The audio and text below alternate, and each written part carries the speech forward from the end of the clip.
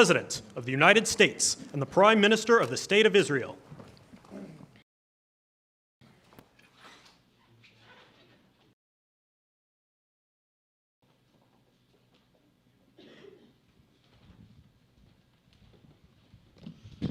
Thank you very much, everybody. So this is a big day, a beautiful day, potentially one ever in civilization. Things that have gone on for hundreds and thousands of years. We're going to, at least we're at a minimum very, very close, and I think we're beyond very close. And I want to thank Bibi for getting in there and doing a job.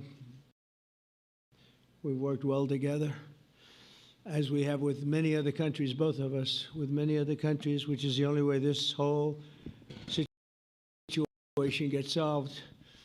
And I'm not just talking about Gaza. Gaza is one thing, but we're talking about Gaza. The whole deal in the Middle East. So today, day for peace, and Prime Minister Netanyahu and I have just concluded an important meeting on many vital issues: trade, the expansion, and just how to end the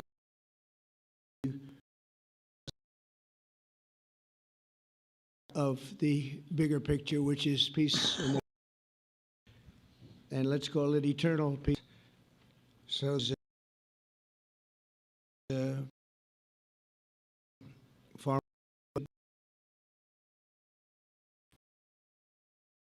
in the Middle East, it was incredible. Afternoon, after extensive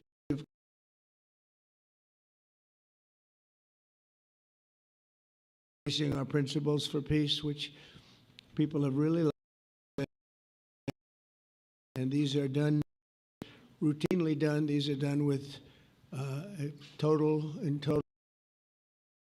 consideration and working with the nations that we're talking about, made contributions to those suggestions.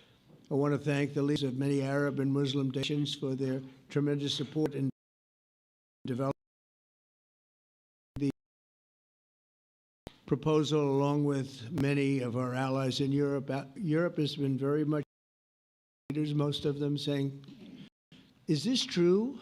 Are you really doing?" Heard, so never heard. They called just to find out what we've done, and then they said, "Have you spoken? Have you spoken?" A lot of people involved in this one. I also want to thank Prime Minister Netanyahu for agreeing and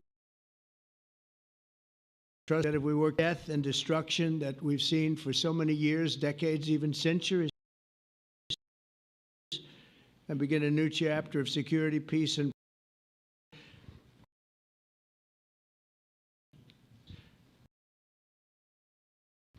dialogue that we had with so many countries. He's a phenomenal person. Mayor of Qatar, people. You, and that's MBZ and ABZ. We've totally involved. These are the that we've been dealing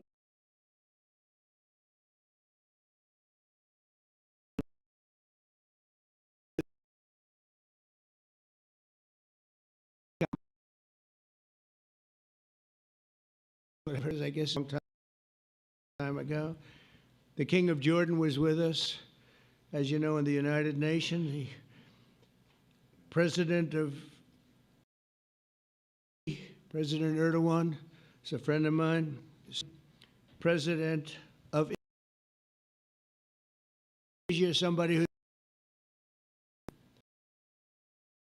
Prabowo, he's an amazing leader, and as we were together with most of these people that I'm mentioning, others were the next day. The Prime Minister and the Field Marshal of Pakistan, they were with us right from the beginning. Incredible. In fact, they just put out a statement that they fully believe in this pact. It just came out just as I was walking around. They said, sir, you have a big notice from the Prime Minister of Pakistan and from the Field Marshal that they back this 100%.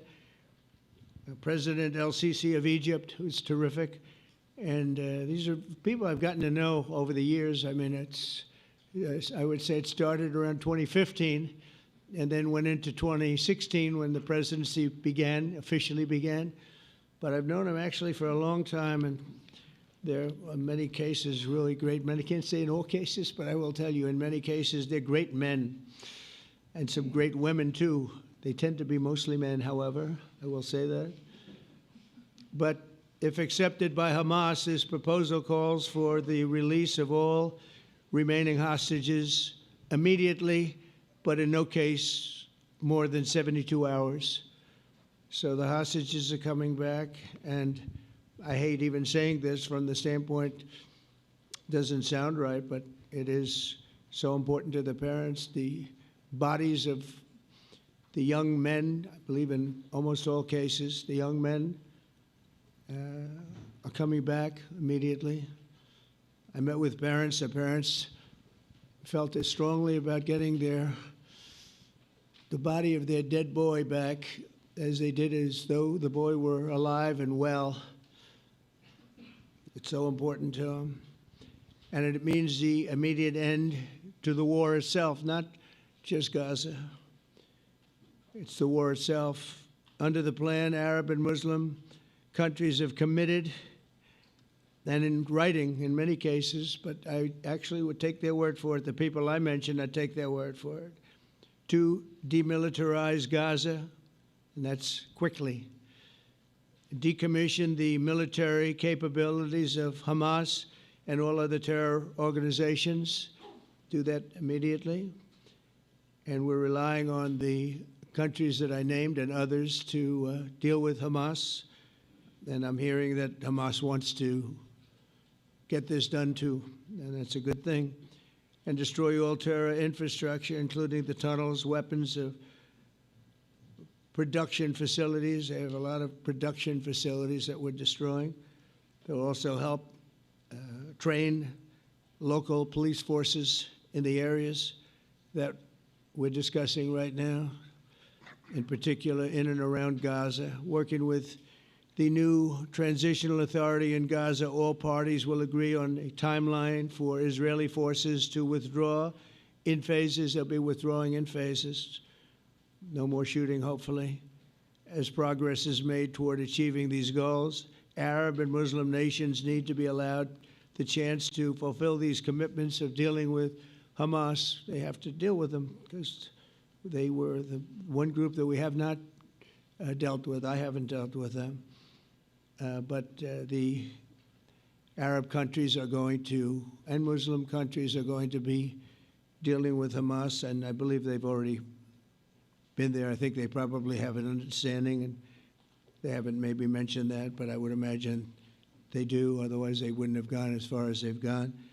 If they're unable to do so, then Israel would have the absolute right and actually our full backing, the U.S. full backing. Marco's here, and a lot of our leaders are here, our great Vice President, Susie Wiles, Steve Witkoff, Jared Kushner.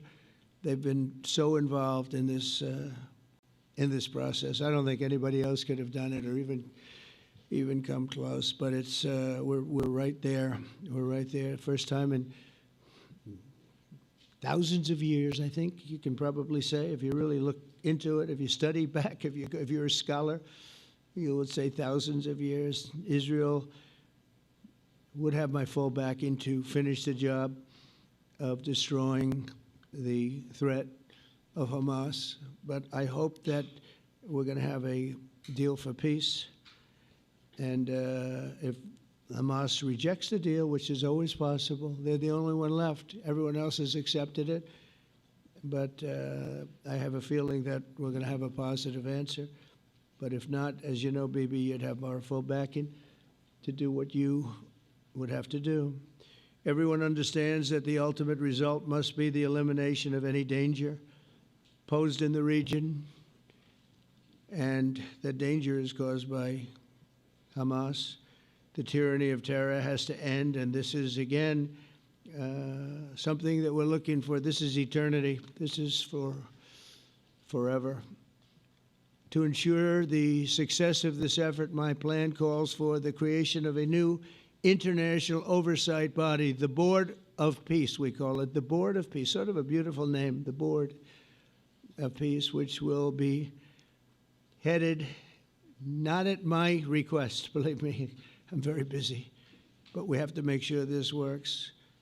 The leaders of the Arab world and Israel and everybody involved asked me to do this, so it would be headed by a gentleman known as President Donald J. Trump of the United States. That's what I want, is some extra work to do, but it's so important that I'm willing to do it, and we'll do it right, and we're going to put leaders from other countries on, and leaders that are very distinguished leaders, and we'll have a board, and one of the people that wants to be on the board is the UK former Prime Minister, Tony Blair, good man, very good man, and some others, and they'll be named over the next few days, and it'll be quite the board. Working, everybody wants to be on it now. I don't know if that had anything to do. They named me and everybody else wanted to be on it. I guess they figure, well, he's a soft touch. He'll be easy to deal with. Working with the World Bank and others, it will be responsible for recruiting and training a new government that will be made up of Palestinians along with highly qualified experts from all around the world.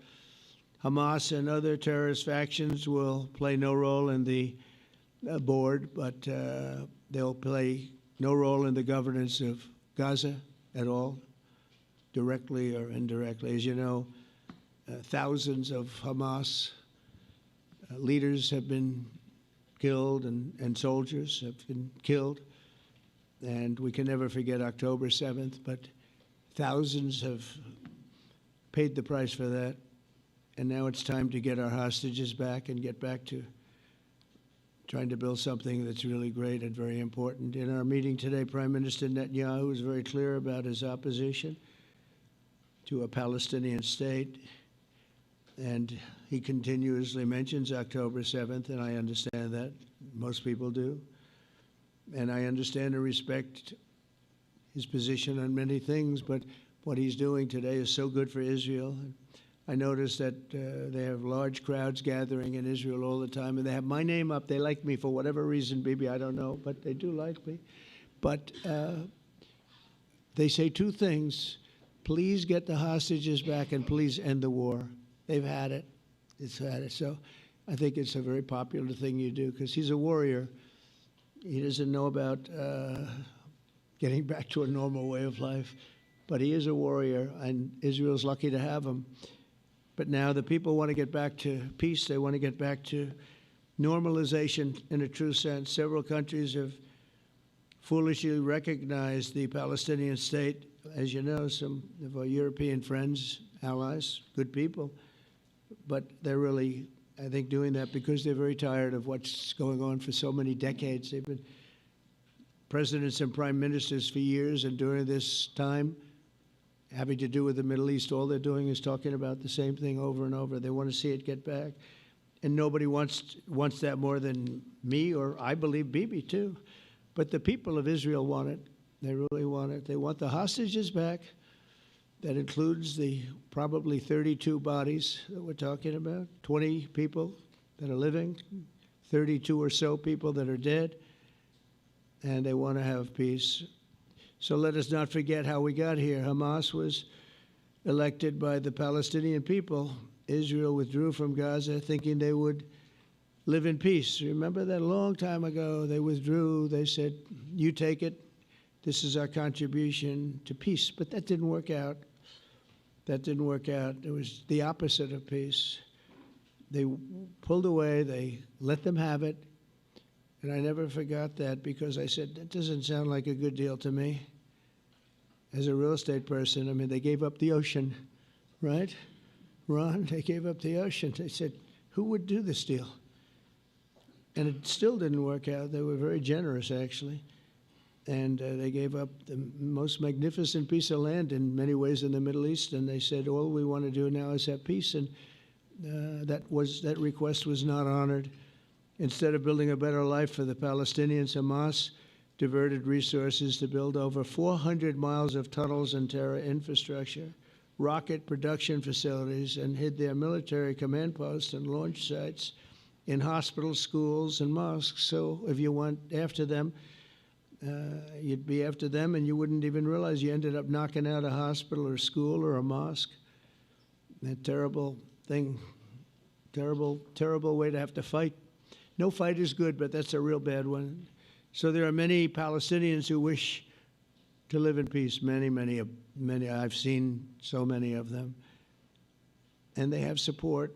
And I challenge the Palestinians to take responsibility for their destiny, because that's what we're giving them. We're giving them responsibility for their destiny, fully condemn and prohibit terrorism and earn their way to a brighter future. They don't want the life that they've had. They've had a rough life with Hamas.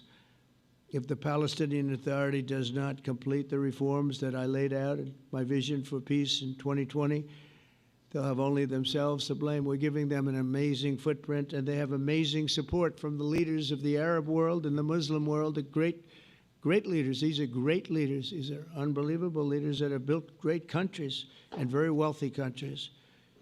What the future holds for the Palestinians, no one really knows, but the plan that we put forward today is focused on ending the war immediately, getting all of our hostages back, getting everything back. Hard to believe when you even say it, and creating conditions for durable Israeli security and Palestinian success. Israeli security is going to be involved. We're going to help you.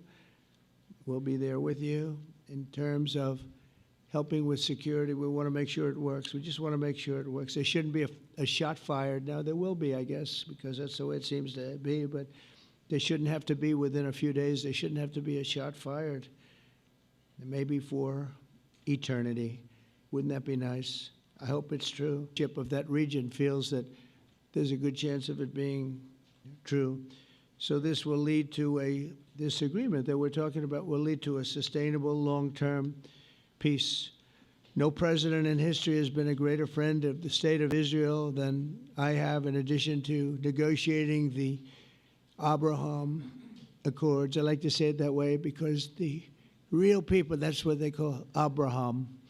I would say Abraham, but it's so much nicer when you say Abraham.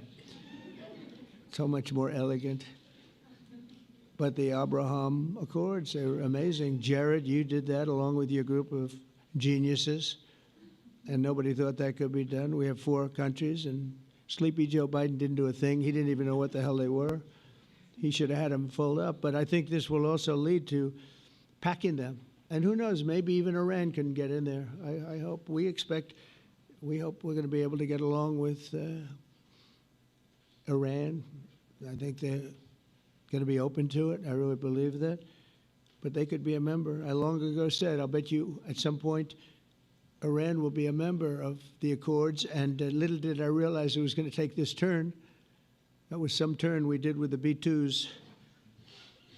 But I think they might very well be there because it's a great thing for them economically. I recognize the eternal capital of Israel. I opened the American embassy in Jerusalem. That was something that everyone said would never be done, could never be done. Virtually every president for many, many years, for decades, would campaign on making Jerusalem the capital of Israel. They campaigned on it over and over. Is that right, Steve? Is that right? Everyone, and when they got to it, and I understand why now, because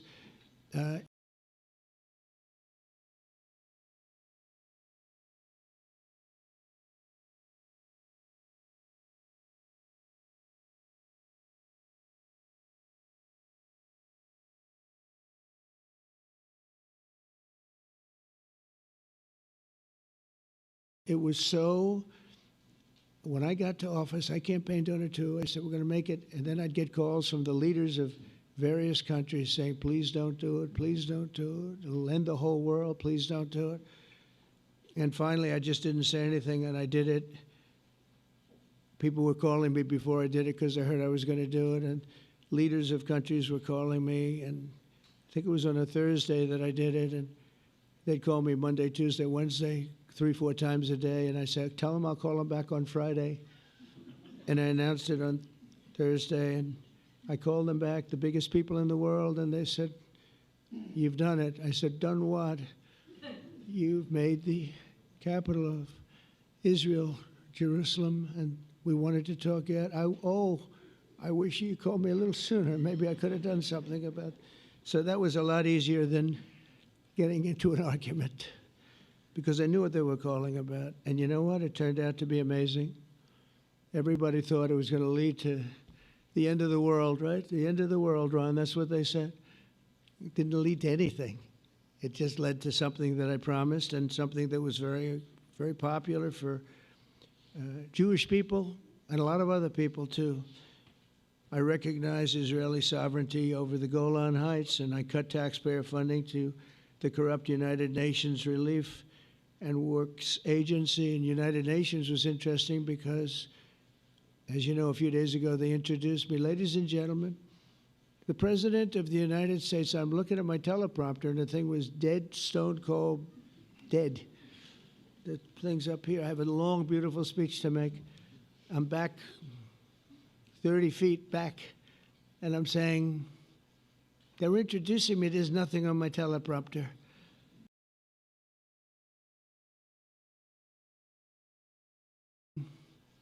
They're introducing me. There's nothing on my teleprompter. So, but I made a speech. I actually got good marks. You think Biden could have done that? I don't think so. I don't think he could have done that. I don't think too many people could have done it. But actually, it was actually more of a speech from my heart, if you want to know the truth. I think it was maybe better in certain ways because it was from the heart. It has to be from the heart. Otherwise, you're in big trouble.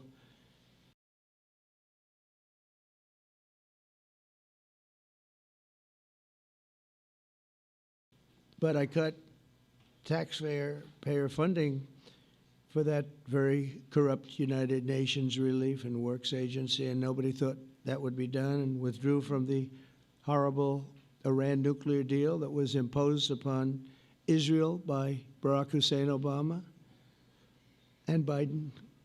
And I don't think Biden knew anything about it, though. I don't think he knows anything about it now, actually, if you ask him. He'd say, what is that? And we obliterate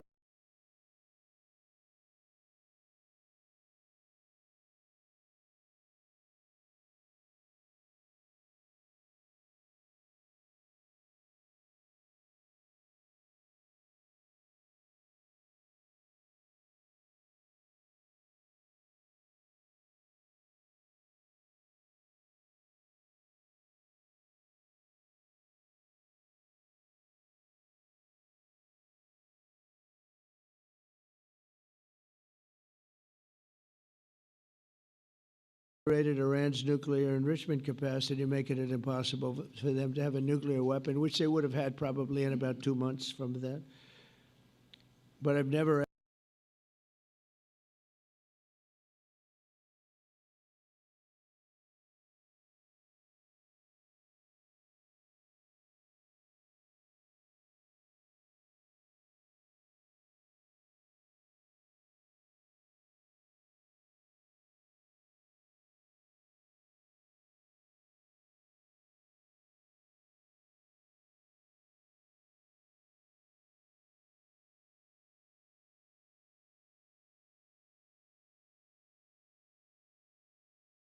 asked Israel to compromise its security, but we had big, strong talk. Nobody's been better to Israel. No president's been better to Israel than Donald Trump. But we had a long, strong talk, Bibi and I, and he understands it's time. It's time. History has shown, and the people of Israel want it. And the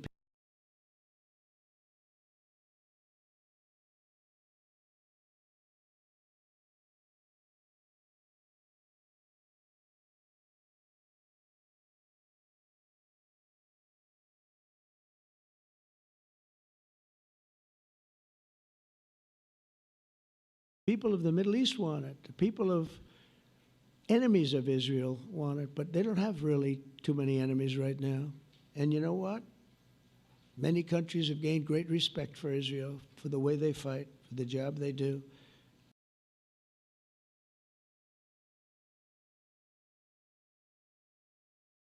Including me. I had respect anyway, but they gained respect. History has shown us that those who have relations with Israel have thrived.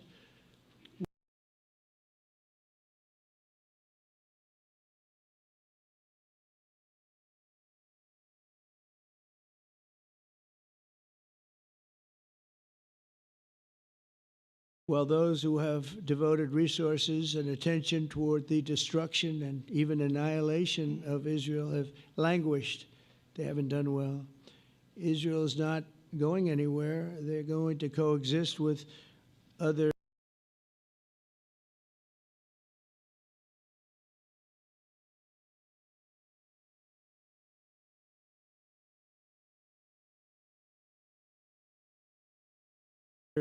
people in countries in the region, from Syria to Lebanon to Saudi Arabia. The promise of a new Middle East is so clearly within our reach. This is the closest we've ever come to real peace, not fake peace, not political fool's peace. If we can get this difficult problem solved, the opportunities for all within that vast region of this world, it's a vast region, it's unlimited. The Abraham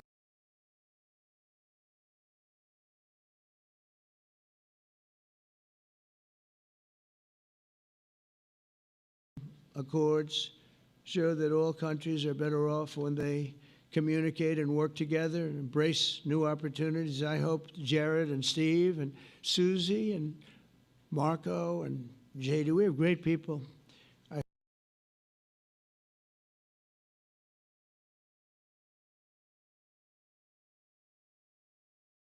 hope you guys are going to work very hard to get these other countries in, because now they have no excuse. There's no longer an excuse. They were somewhere hesitant. And I tell you,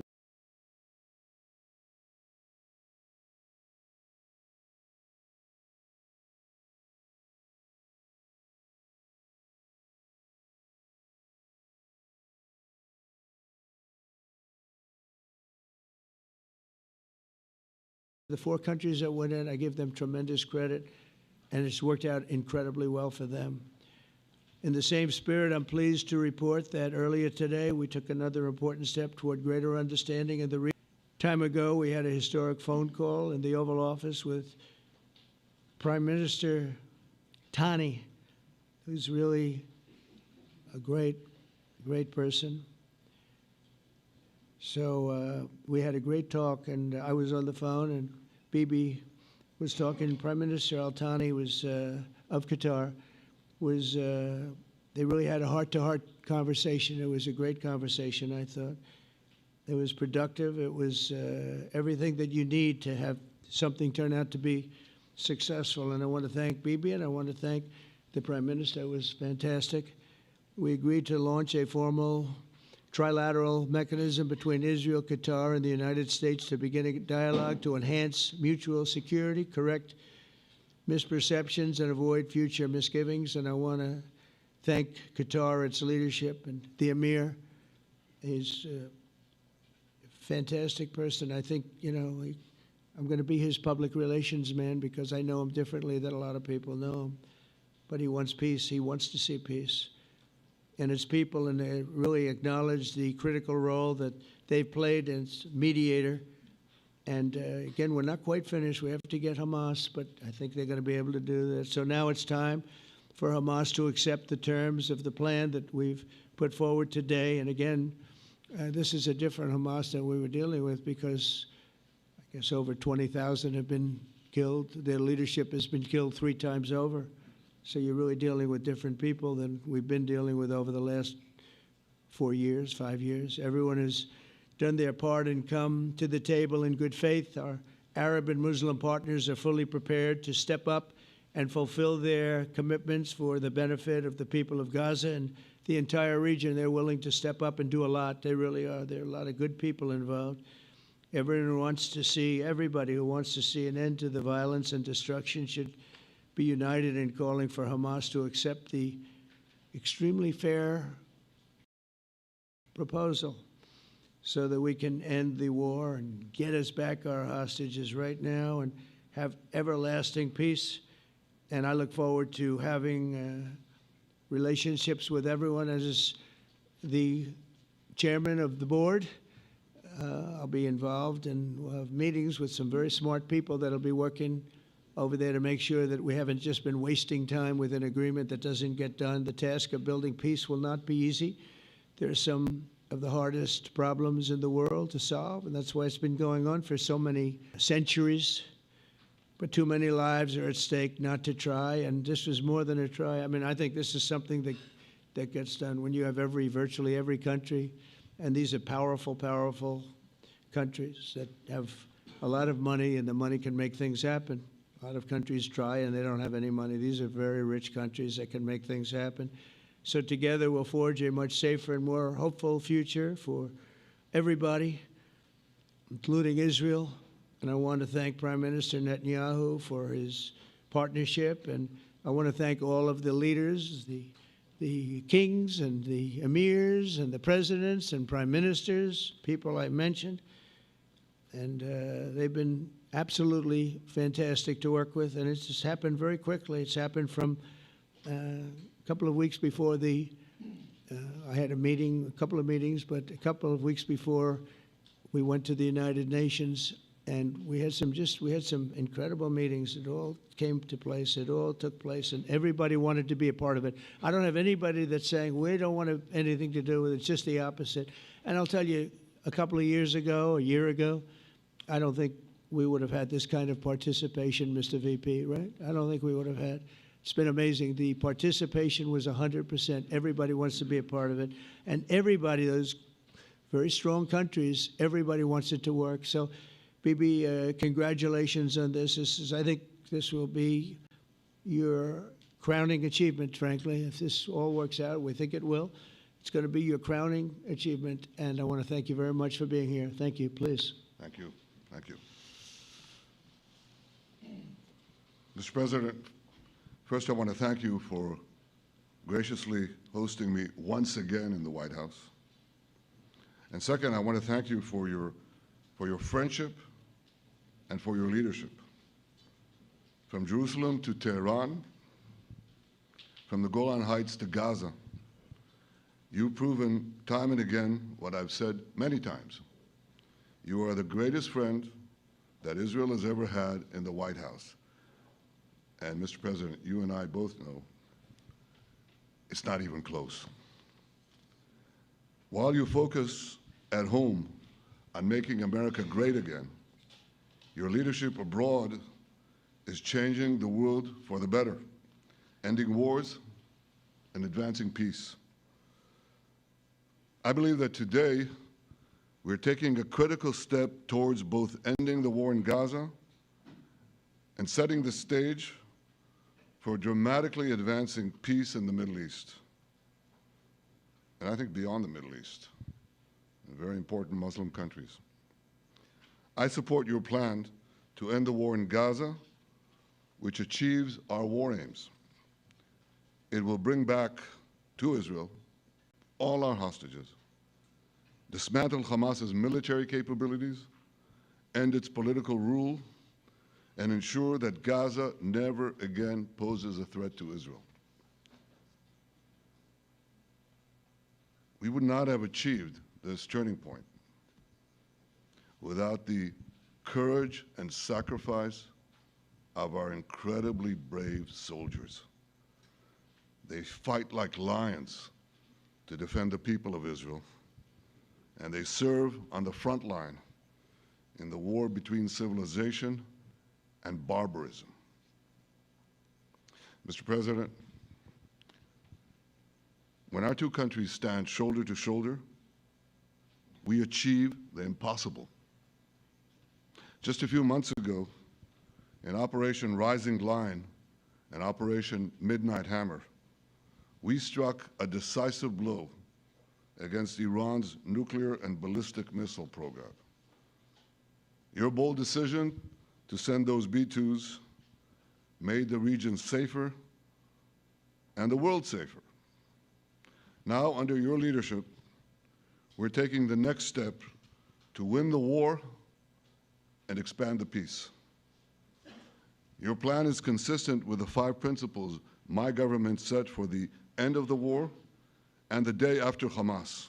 Everybody asks, what is your plan for the day after Hamas? Here's our plan. Passed it in the cabinet. All our hostages, both those who are alive and those who died, all of them will return home immediately. Hamas will be disarmed. Gaza will be demilitarized. Israel will retain security responsibility, including a security perimeter for the foreseeable future. And lastly, Gaza will have a peaceful civilian administration that is run neither by Hamas nor by the Palestinian Authority. If Hamas agrees to your plan, Mr. President, the first step will be a modest withdrawal, followed by the release of all our hostages within 72 hours. The next step will be the establishment of an international body charged with fully disarming Hamas and demilitarizing Gaza. I appreciate your willingness to lead the body, Mr. President. I really appreciate it because you have a lot of things to do, and this is important. And it reflects the confidence that this will give everyone, that things will be followed up on all the commitments made. The fact that you're taking this on, I think, helps a lot to make sure that everything flows in the direction that we want.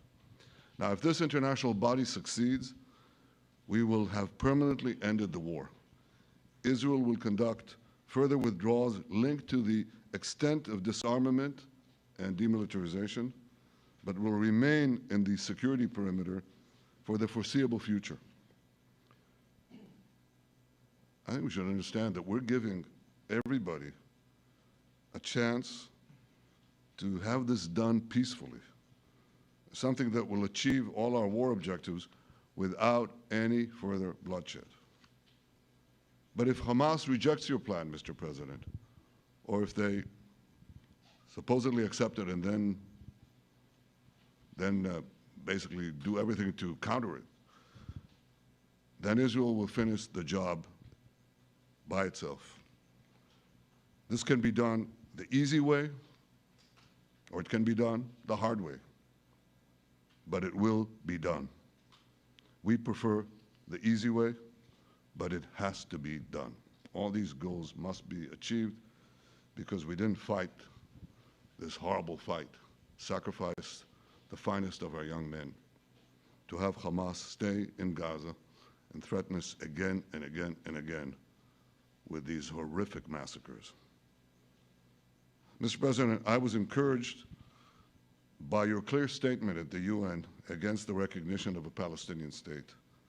That would be an outcome that, after October 7th, would reward terrorism, undermine security, and endanger Israel's very existence.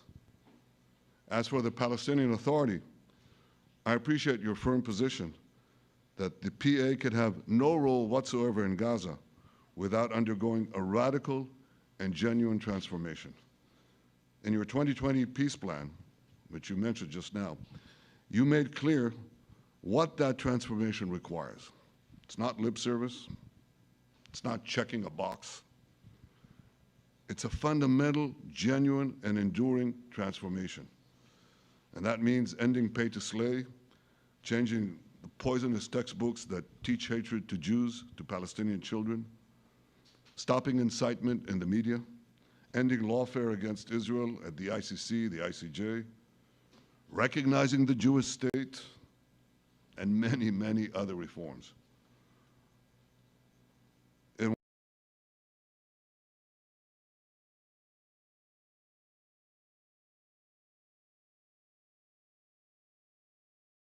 won't come as a surprise to you that the vast majority of Israelis have no faith that the PA Leopard will change its spots. But rather than wait for this miraculous transformation, your plan provides a practical and realistic path forward for Gaza in the coming years, in which Gaza will be administered neither by Hamas nor the Palestinian Authority, but by those committed to a genuine peace with Israel. I think this can be not only a new beginning for Gaza, I think it can be a new beginning for the entire region. Under your leadership, we can re-energize, well, I've got to contribute my own, we can re-energize the Abraham Accords. That's what it's called in the original Hebrew, Abraham. Abraham is fine, Abraham, however you want to call it. Under your leadership, Mr. President, we can re-energize the Abraham Accords that we forged 5 years ago. We can expand them to many more Arab and Muslim nations that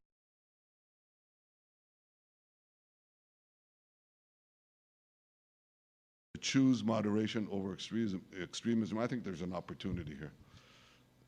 It's not going to be easy, it's tough going, but I think if we succeed, you're absolutely right. We're going to open possibilities that nobody even dreamed of. But I think we dream of them. As you've told me, Mr. President, and you've told the world many, many times, you said, remember October 7th. Remember October 7th. And we do. We will never forget the horrors of October 7th, and we will do whatever is necessary to make sure they don't happen again. Since October 7th, Israel's enemies have learned a hard truth. Those who attack us pay a heavy price, but those who partner with us advance progress and security for their peoples. President Trump just said it, it's also in the Bible. It says, those who will bless you will be blessed, and those who will curse you will be cursed. And that's actually what is happening. We want the blessings. I think we've done a lot in the past 2 years to end the curse. We're not finished, but we've done a lot. And we've done a lot together to end the curse. I want to thank your entire team for their efforts to get to this point. I especially want to thank Steve Witkoff and Jared Kushner for their indefatigable work to bring Israel and Arab states in the region closer together. I am deeply grateful to both of them for their work. We had a phone call today just to make it clear. I said to the Prime Minister of Qatar, Israel was targeting terrorists, wasn't targeting Qatar. And of course, we regretted the loss of the Qatari citizen, wasn't our target. And I very much appreciate President Trump's proposal to have a trilateral body, the United States, Israel, and Qatar, to work out respective grievances. There are quite a few. But if we could try to mitigate them or put it on a different footing, I think that'll be good for everyone. Above all the people, the fine team, and many helpers who've done this, I want to thank you, Mr. President. History has already shown that under your leadership, Israel and America can change the face of the Middle East. And today I'm hopeful that your plan to end the war in Gaza will do so again and do so soon. It will free our hostages, end Hamas's tyranny in Gaza, and enable a more secure and prosperous future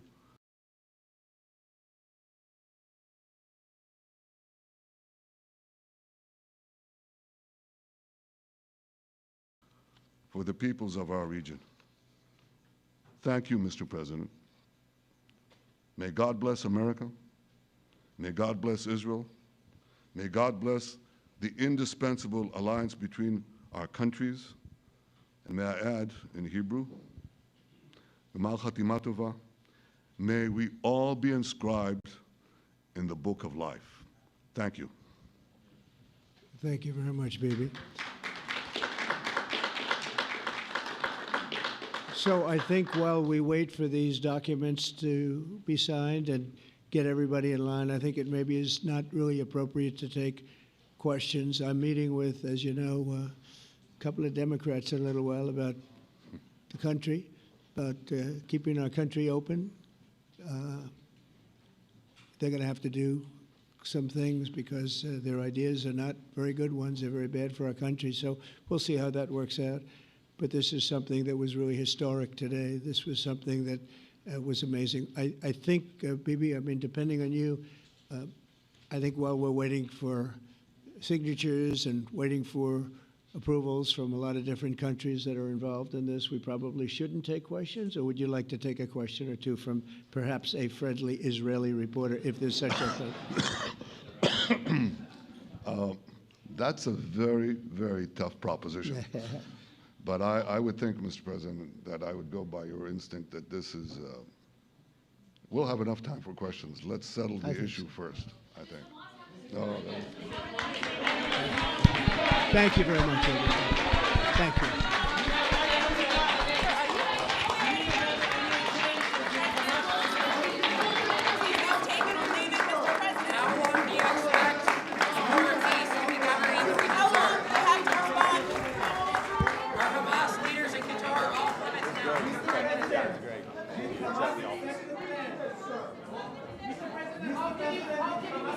Thank you,